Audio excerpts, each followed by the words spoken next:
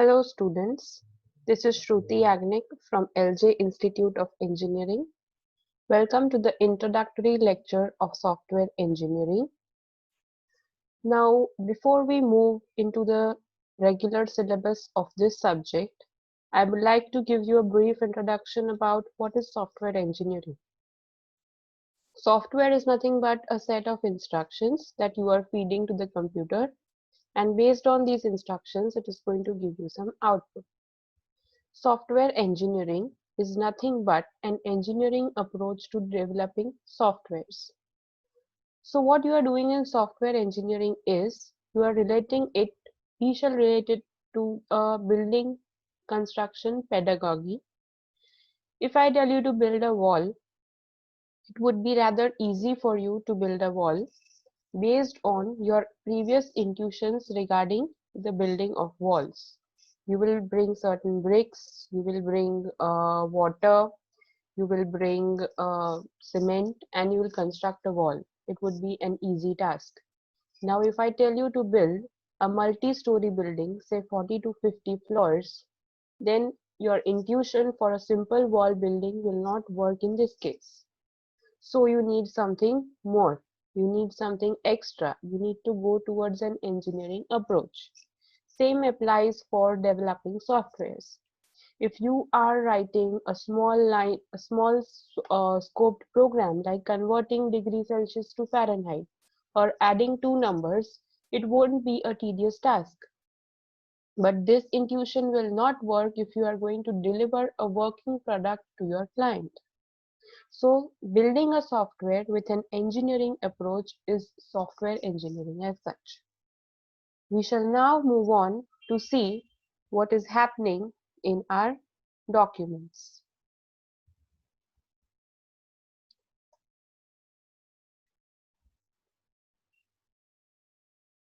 Let us see what is a software.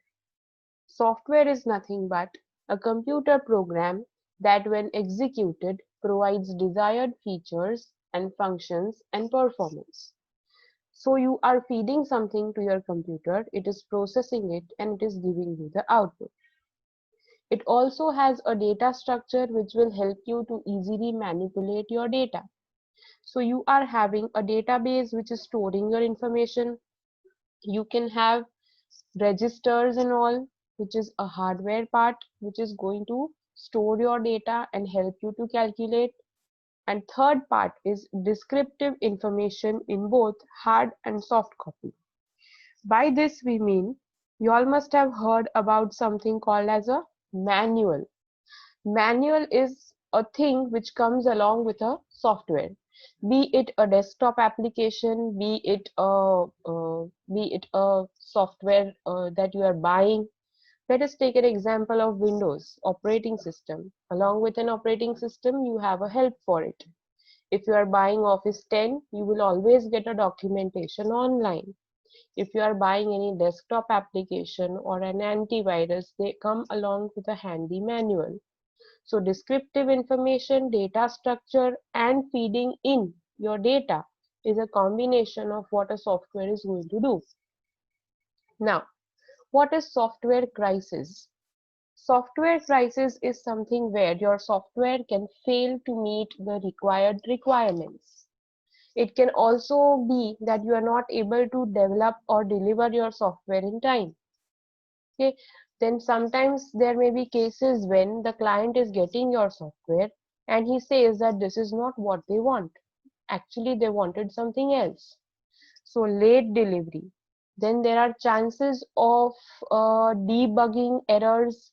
Then you are not able to enhance it. You are not able to alter your source code. So due to these reasons, you can have software crisis. Now, if we are having software crisis, we can use all the things in form of a hardware. Hardware is a substitute. Whatever things a software can do, your hardware can do the same for you. So you can see that hardware is a better approach as compared to softwares. The first reason is laptops that you buy, they generally come in 45,000 or 50,000.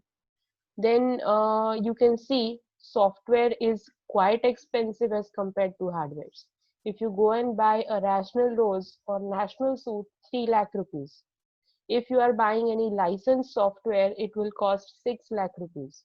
So you are using something which is actually more expensive.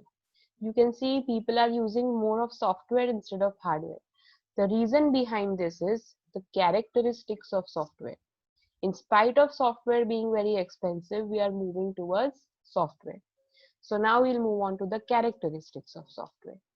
So characteristics is, first is software is developed or engineered. So software can be developed or engineered because you can hardwares have always been manufactured, and softwares are never manufactured, they are always engineered. So software is an engineering approach, whereas hardware is a manufacturing kind of approach.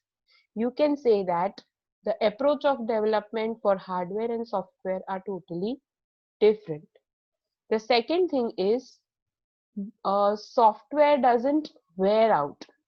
By wear out, we mean that if you are using a hardware, it will exhibit a relatively high failure rate early in life, as you can see in this curve. This is where your hardware has started to work, and relatively it is having high errors at the start. As your hardware functions properly, the rate will decrease, and at some time it will become stable.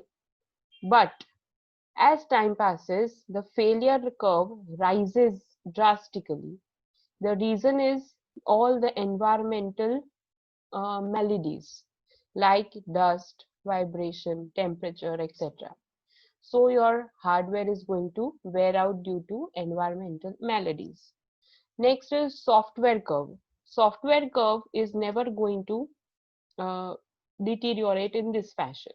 It will deteriorate with time, of course, but the way it deteriorates is different. First, we can see that when you are developing a software, your software is susceptible to not susceptible to environmental maladies. So first, in your software life cycle, it will undergo certain changes. This is the change, and due to the changes, there may be errors spiking up. So as and when you are solving the errors, the failure rate will decrease.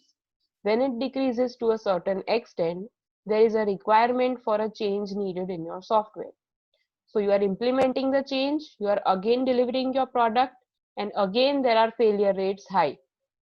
Then again they start deteriorating with time, and again when you are able to go down with your rate of failures, again there is a change to be incorporated. So before an error is solved, another change is requested every time, and therefore your software will slowly deteriorate due to such changes.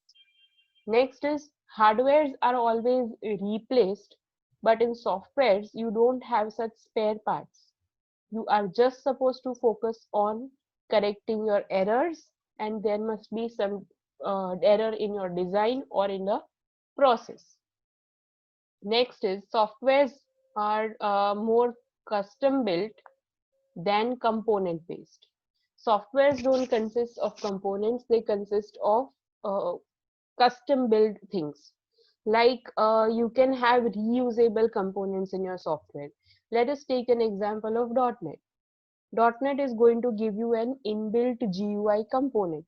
In your inbuilt GUI component, you are having your drag and drop buttons, and you are just using them directly in your software to create a GUI. Okay. Second is NetBeans. NetBeans, when you are creating a new application, you directly get your class name, and the main method is already implemented. You just have to code inside. So some things are reusable and they are directly available. So due to these things, a software is much preferred than a hardware, and you can afford to pay for these expenses because they are going to reduce your overall cost as compared to the hardware. Next, we shall move on to application domains. Application domains, we will see system softwares. System softwares are the applications which are um, they provide a platform for other programs to execute. So you can take an example of your system software as Windows 10, which is your operating system. You can also take editors, compilers as your system software. Next is application based softwares. This is application based. They are generally real time projects like your banking application or your transactions. Okay. Next is your engineering or scientific software. You can take an example of AutoCAD or MATLAB. You even have a wireframe format to design in your AutoCAD. Okay, you can design an aeroplane, you can design things for buildings, architectural designs. So all that you can do in scientific or engineering softwares. Next is an embedded software. Embedded software is a software in which you have a hardware working, you have a GUI which is helping you to make the hardware work. So you can take an example of a microwave oven. Next are product software lines, product line softwares. They can be your word processing, they can be your tally. They are always application specific. Okay. Next is your web application.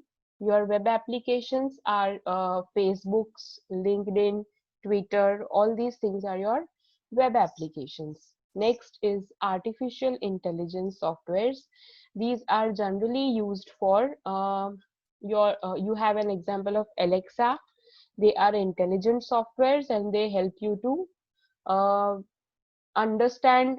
They work like humans for you. Whatever orders you give them, they will follow. You also know about Siri, the intelligent driver.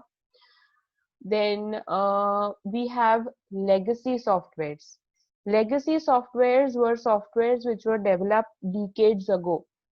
They have you have an example of Fortran, COBOL. So previously, in the past years, all the softwares were built in COBOL and Fortran, and they were very important softwares. Currently, if you want to use those softwares with this new technology, you require some conversion, some modifications to meet the current requirements.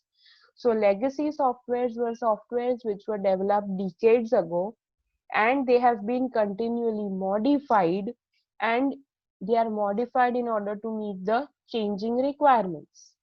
And it has been a headache for large organizations because they need to bring about a change, and this change is costing them, and there's a lot of risk involved in this. Okay. So legacy softwares were generally of very poor quality previously, and now we need to improve the quality of legacy softwares. And the last definition that we'll see for today is software engineering.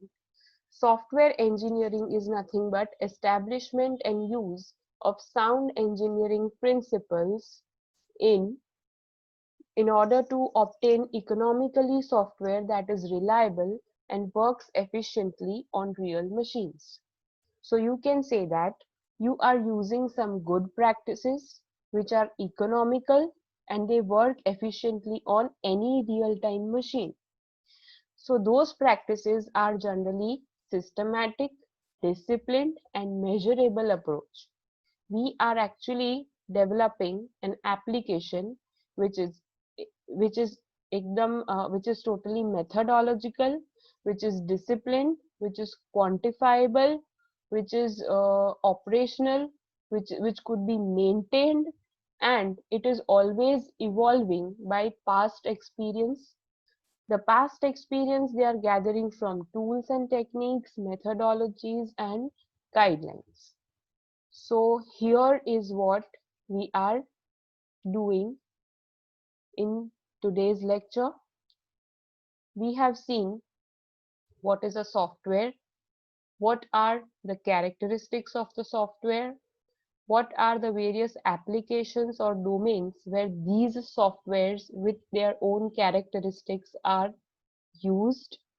We can also see what is the software engineering approach, and how you are going to see the software engineering in the coming chapters.